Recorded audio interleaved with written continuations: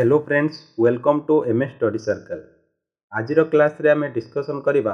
Computer mock test number 3 जहाँकि important रहिबो तुमरो upcoming forest guard forester एवं एलआई एग्जामिनेशन पाई। ता सहित आपण माने जो ओडब्ल्यूएससी किबा ओट्रिपलएससी रो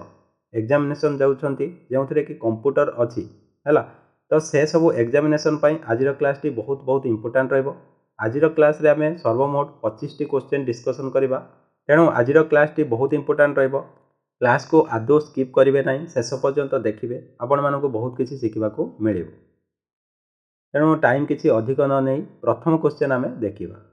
देख प्रथम क्वेश्चन कौन अच्छी, flash memory is made of. तो फ्लैश मेमोरी केउथिरु तैयारी ना हूँ डबल ईपी रोम रो तैयारी हैला। ये डबल ईपी रोम को फ्लैश मेमोरी कहा जाए कहीं ना ये कौन हुए ना डबल ईपी रोम रे तो इलेक्ट्रिकल चार्ज को यूज करी कौन हुए ना एथिरे जो डाटा बा हूँ प्रोग्राम लिखा जाए ताको इरेज करी हुए एवं रीराइट करी हुए प्रोग्राम। जेहेतु याको इलेक्ट्रिकल एनर्जी बा इलेक्ट्रिकल चार्ज यूज करी आमे इरेज करि पाछंती, तेणु हूँ डबल ईपी रोम को आमे कौन कहती ना हूँ फ्लैश मेमोरी कहती। ता सहित देख ये फ्लैश मेमोरीटा कौन नॉन वोलाटाइल इन कैरेक्टर, ता माने एथिरे जदि पावर सप्लाई बंद हो जाए तो डाटा इरेज हुए नहीं। जो थे डाटा कौन हुए ना पावर सप्लाई बंद हो गले डाटा इरेज हो जाए ताकू वोलाटाइल मेमोरी कहा जाए। किंतु एथिरे कौन हुए ना पावर सप्लाई बंद होला परे मध्य डाटा सेमिति रही थाए रिटेन होकी रहे, जो कि ताको कौन कहा जाए नॉन वोलाटाइल मेमोरी कहा जाए। आओ ये जो फ्लैश मेमोरी टी कौथिरे तैयारी हो जाए ना हूँ डबल ईपी रोम रो तैयारी होता है। ये जो डबल ईपी रोम रो फुल फॉर्म देख कौन अच्छी ना electrically erasable programmable read only memory. तो double EP ROM is a programmable ROM, एथिरे कौन करी हुए प्रोग्राम करी हुए कैन बी इरेज्ड एवं सही प्रोग्राम को पुणी इरेज करी हुए आउ रीप्रोग्राम्ड तो ताको पुणी रीप्रोग्राम मध्य करी हुए यूजिंग इलेक्ट्रिकल चार्ज। तो इलेक्ट्रिकल चार्ज यूज करी आमे कौन करंती ना ई रोम रो कौन इरेज करि पारंती प्रोग्राम को पुणी रीराइट करि पारंती प्रोग्राम को, सेथिपई ताको कौन कहा जाए फ्लैश मेमोरी मध्य कहा जाए। बुझियला क्लियर। नेक्स्ट क्वेश्चन आमे देखिबा। देखो which shortcut key is used for previewing the page before printing. तो प्रिंट करबा पूर्वरु हैला, तो प्रिंट प्रीव्यू पाई आमे को शॉर्टकट की यूज करंती ना हूँ कंट्रोल प्लस F2। तो कंट्रोल प्लस F2 आमे यूज करंती कौन पाई ना हूँ प्रिंट प्रीव्यू पाई। कौथि पाई ना प्रिंट प्रीव्यू पाई आमे कंट्रोल प्लस F2 यूज करंती। तो प्रिंट प्रीव्यू रो मीनिंग हैला जे हूँ कोनोसी पेज हैला प्रिंट परे केमिति देखा जिवो। तो प्रिंट प्रीव्यू रे आमे देखि परिबा ताहा हैला जे प्रिंट परे पेज टी केमिति देखा जिवो आमे प्रिंट पूर्वरु एठी देखि परिबा। बुझी होची कि नाही। तो नेक्स्ट क्वेश्चन आमे देखिबा। देखो एठी कहिछि which of the following is not a search engine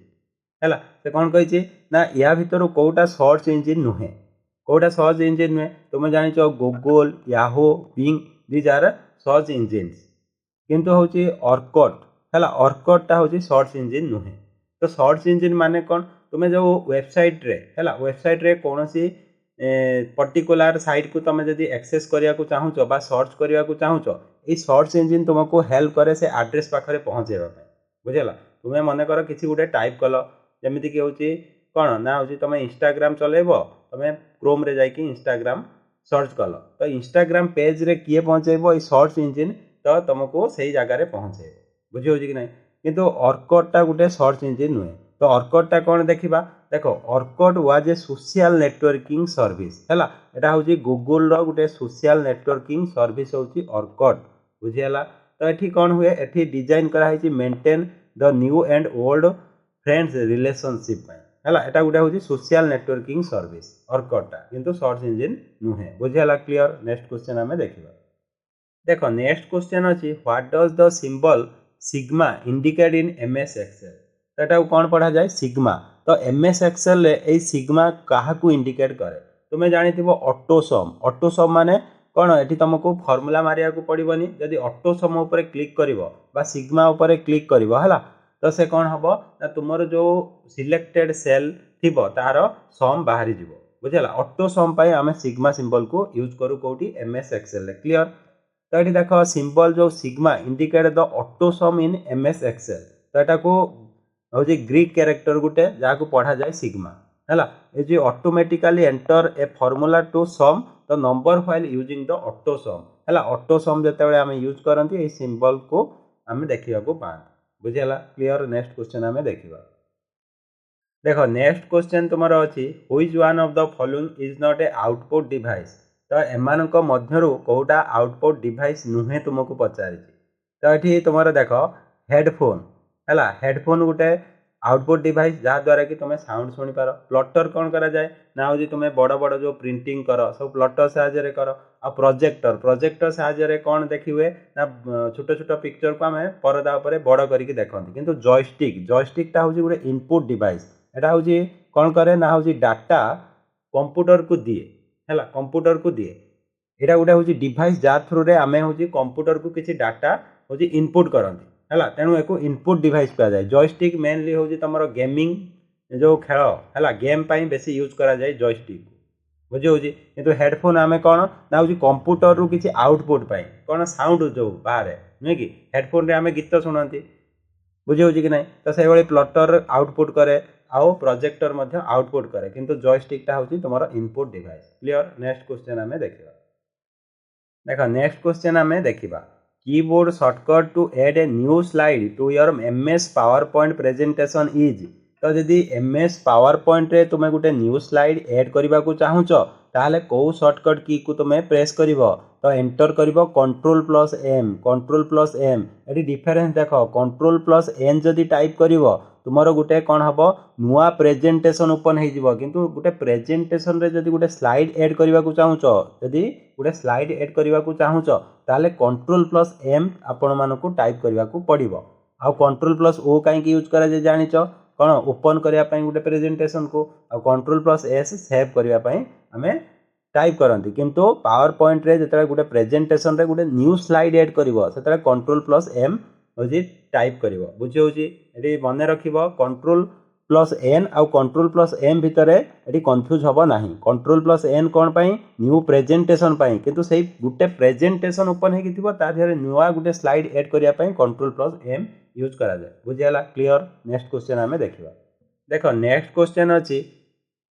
dash is a type of malware that display advertisement on your computer तुम देखि तुम जो मोबाइल चलाऊ कि पीसी चलाउच से तुम डिस्प्ले रे किसी आड हो शो हुए बुझे हूँ कमर्शियल आड हो कि जेकोसी आड हो शो हुए सेटा गोटे हूँ मालवेयर काम से मालवेयरटा किए ना हूँ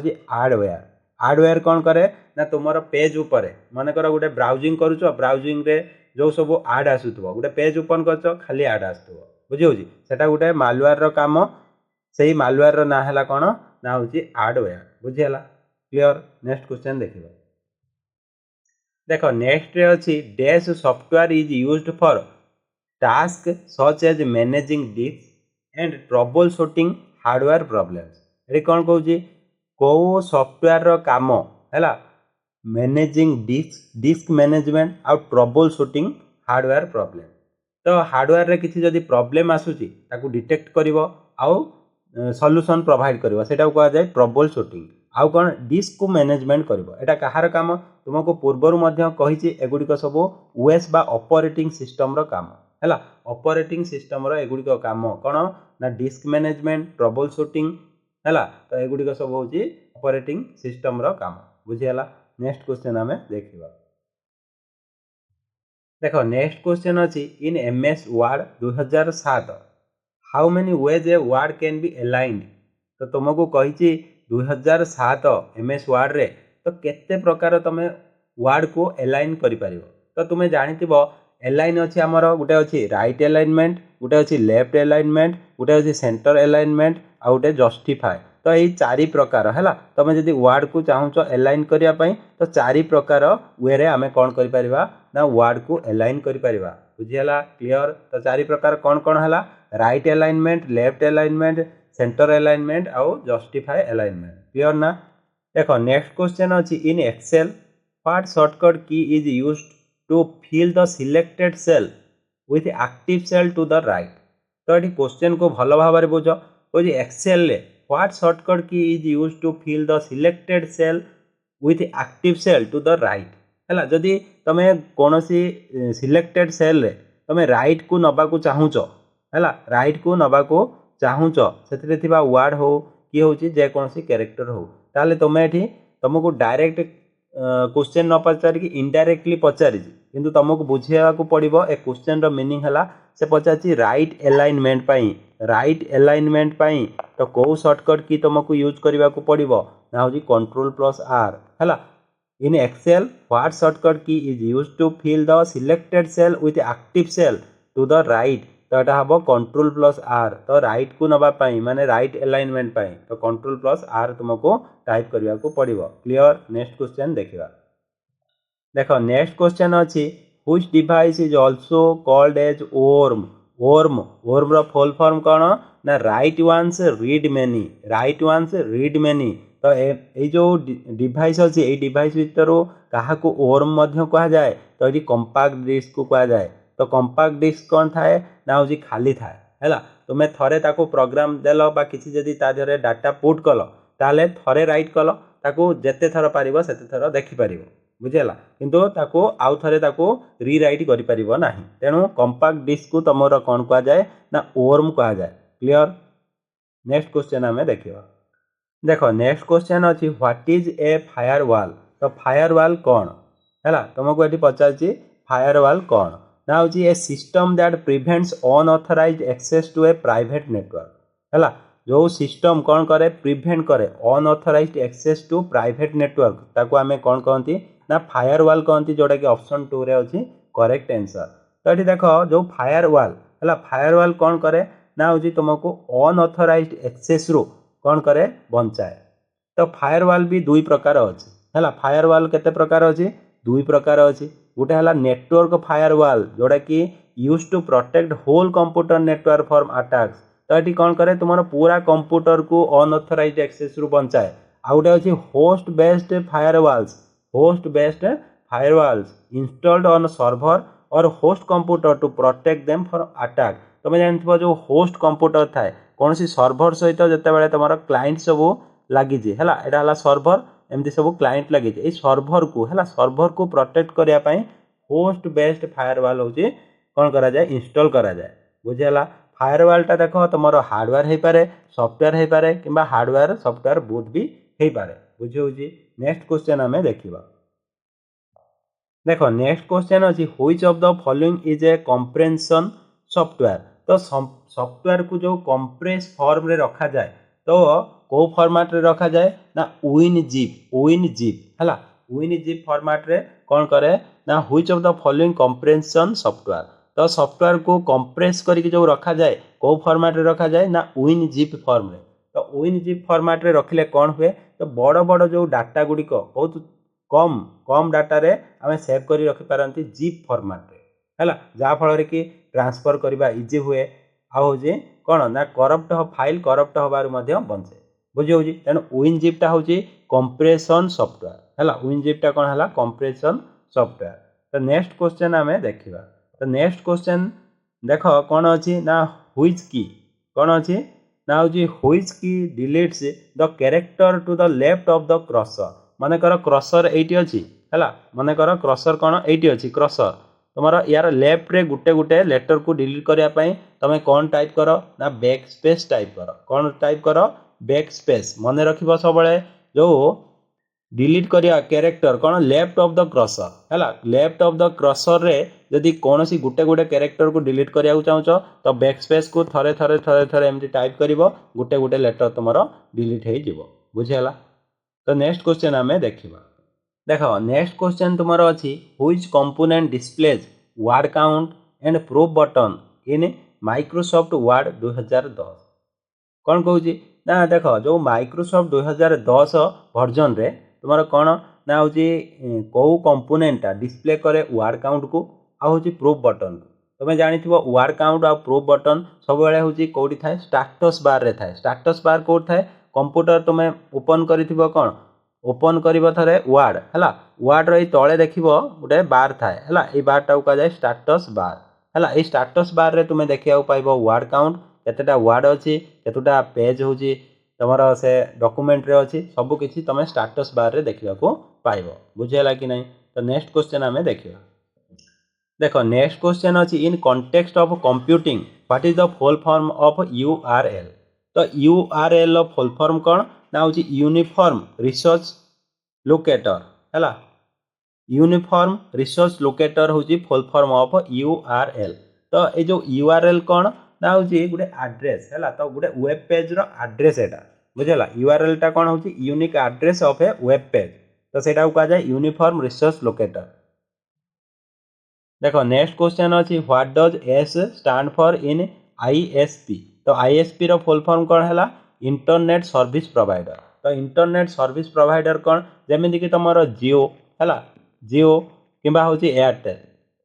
एमाने कौन करुँच तुम किसी रिचार्ज करुच जो कि तुमको डाटा प्रोवाइड करुँच तेणु सेगुड़ी इंटरनेट तुमको प्रोवाइड करुँच इंटरनेट सर्विस तुमको प्रोवाइड करुँच तेणु जियो किंबा एयरटेल कि वीआई तुम एगुड़िक कौन होती इंटरनेट सर्विस प्रोवाइडर बुझी तो ये एस क्या को स्टैंड कर ना हूँ सर्विस को बुझीगला क्लियर। नेक्स्ट क्वेश्चन आम देखा देख नेक्स्ट क्वेश्चन तुम अच्छी in computers which of the following are the shortcut key for paste. तो पूर्वर आम डिस्कसन कर पेस्ट है पेस्ट आम शॉर्टकट की कौन यूज करती कंट्रोल प्लस भी है कंट्रोल प्लस भी। तो नेक्स्ट क्वेश्चन आम देखा देख ये तुमको देती a topology for a local area network in which all nodes are individually connected to a central connection point like a hub or switch is called. तो ये कौन कहला जो टोपोलॉजी रे कौन हुए local area network for a local area network in which all the nodes are individually connected to a central connection point like a hub or switch is called. तो ये कौन कहला मनकर ये गोटे हब रहा है गोटे हब किंबा हूँ सेंट्रल यूनिट रहा ता सहित इंडिविजुअली गोटे गोटे कौन होना कंप्यूटर कनेक्ट अच्छी है कंप्यूटर कनेक्ट अच्छी। तो यही जो यहीटा को आम कौन कहवा ना स्टार टोपोलॉजी कहवा कौन कहवा ना हूँ स्टार टोपोलॉजी कहवा। तो कौन सी सेंट्रल हब किंबा स्विच अच्छी ता सहित सब कंप्यूटर किंबा हूँ क्लाइंट एमती सब कनेक्शन होती ताहले एटा को आम कौन कहवा ना हूँ स्टार टोपोलॉजी कहवा बुझीगला क्लियर। नेक्स्ट क्वेश्चन आम देखा देख नेक्स्ट क्वेश्चन तुम अच्छी the electronic pages seen on the internet are known as. जो इलेक्ट्रॉनिक पेज तुम्हें देखिपारुच इंटरनेट रे मनकर तुम्हें google.com मारल है google.com टाइप कल तो ये कौन हम गोटे पेज तुम सामना को आसीज इंटरनेट रे तुम्हें जाकि मनकर मारल हूँ facebook.com तो गोटे पेज हूँ ओपन होसीज फेसबुक से जो पेजटा को कौन कह जाए ना हूँ वेब पेज कह जाए कौन कह जाए वेब पेजेस कह जाए। ताले electronic pages seen on the internet are known as web pages बुझेगा क्लियर। नेक्स्ट क्वेश्चन आम देखा ये देख नेक्स्ट तुमको कही HTML रो फुल फॉर्म कौन। तो हाइपर टेक्स्ट मार्कअप लैंग्वेज। तो हाइपर टेक्स्ट मार्कअप लैंग्वेज हूँ तुम फुल फॉर्म HTML डायरेक्ट मन रख प्राय सब एग्जाम रे यार फुल फॉर्म पचारे है बहुत इंपोर्टेंट फुल फॉर्म एटा मन रख। देख नेक्स्ट क्वेश्चन देखा the default extension of Microsoft word file is. तो ये Microsoft word file default extension कौन ना हूँ ये .doc है मन रहा। तो तापर देख ये किसी तुमको एक्सटेंशन किसी फाइल दिखाई आ फाइल एक्सटेंशन गिभेन अच्छी जोड़ा कि मन रखा तुम मानकर निहाती दरकार। तो देख कौन टेक्स्ट डॉक्यूमेंट फाइल को आम तार एक्सटेंशन कौन .txt बुझेगा टेक्स्ट डॉक्यूमेंट फाइल आ वर्ड री कहली .doc आ पोर्टेबल डॉक्यूमेंट फॉर्मेट जोटा कि हूँ पीडीएफ फाइल तुम extension .pdf Microsoft word document newer version जो रही तो सेटा हूँ docx एक्स पर एक्सटेंशन नुआ वर्जन जो आसी तार एटा कौन एक्सटेंशन माइक्रोसॉफ्ट वर्ड PNG है तुम जो पोर्टेबल नेटवर्क ग्राफिक फॉर्मेट थाए तार हूँ एक्सटेंशन .png पावर पॉइंट हूँ .pptx है न्यू वर्जन लास्ट को एक्स लगी। माइक्रोसॉफ्ट एक्सेल बा स्प्रेडशीट हूँ .xls एक्सटेंशन आउ पावर पॉइंट तुम जो पावर पॉइंट रोचे 97 ରୁ 2003 पर्यंत तार एक्सटेंशन केते रोचे ना .ppt तो 2003 पर कौन हम ppt पर x लगी है तो न्यू वर्जन रे तापर देख नेक्स्ट तुम ये अच्छी MP3 या पूर्वर कहुई जो थर्ड ऑडियो फॉर्मेट है .MP3 आउ हूँ JPEG बा joint photographic export group file format रोचे .jpg हूँ यूज करा जाए है JPEG रो फाइल फॉर्मेट कौन JPG आउ हूँ web form audio file format है ऑडियो फाइल वेब फॉर्म रे जदि वेब फॉर्म रे तुम ऑडियो फाइल रोचे .wav तार एक्सटेंशन मन रखिबो तो वेब पेज रो एक्सटेंशन वेब पेज है या पूर्वर जोटा आम पढ़िले जे हूँ HTML रो full form hypertext markup language नुहे कि से वेब पेज रो एक्सटेंशन हूँ .html बुझेला तो आउ जो MP4 वीडियो है तो जो जोड़ा कौच MP4 वीडियो बुझेला तो तार एक्सटेंशन हूँ कौन ना हूँ MP4 GIF बा ग्राफिक इंटरचेंज फॉर्मेट तार हूँ एक्सटेंशन रोज तुम .gif आउ हूँ तुम टैग्ड इमेज फाइल फॉर्मेट रे तुम .tiff बुझीगला क्लियर एगुड़िक सब मन रखिबो है जोटा कि इंपोर्टेंट समस्त एग्जाम पाई देख नेक्स्ट रे तुमको पचरा जाइए which of the following file extension is used for audio file तो या पूर्व आम देखिले ऑडियो फाइल फॉर्मेट देखी जोटा कि .mp3 जोटा कि ऑप्शन 3 तुम करेक्ट आंसर ये जो अच्छी XLSX यार हूँ कहार एक्सटेंशन ना हूँ कौटार ना हूँ एक्सेल तुम एक्सटेंशन एक्सेल फाइल आउ PPTX एटा हूँ तुम पावर पॉइंट आउ DOCX एटा हला MS वर्ड बुझीगला तो नेक्स्ट क्वेश्चन आम देखा नेक्स्ट क्वेश्चन अच्छी कौन अच्छी ना हूँ GUI है GUI रो फुल फॉर्म तुमको पचरा जाए तो यार फुल फॉर्म कौन हम ना हूँ ग्राफिकल यूजर इंटरफेस तो ऑप्शन 3 तुम करेक्ट आंसर हो GUI रो फुल फॉर्म है ग्राफिकल यूजर इंटरफेस बुझेगा क्लियर देख यहाँ थिला तुम जो इम्पोर्टाट 25 क्वेश्चन मध्यरु है यहाँ तुम लास्ट क्वेश्चन आज क्लास टी केमिति लगिला कमेंट माध्यम जनइबे ता सहित भिडियोटी जदि भल लगी भिडियोटी को लाइक करी सांग मानक सहित शेयर करदे जो मैंने MS स्टडी सर्कल को एपर्यंत सब्सक्राइब करना से सब्सक्राइब करी बेल आइकन ऑल रे सेट करदे जहाँफल समस्त भिडियोर नोटिफिकेशन आपण संगे संगे पाई पारे। थैंक यू जय जगन्नाथ।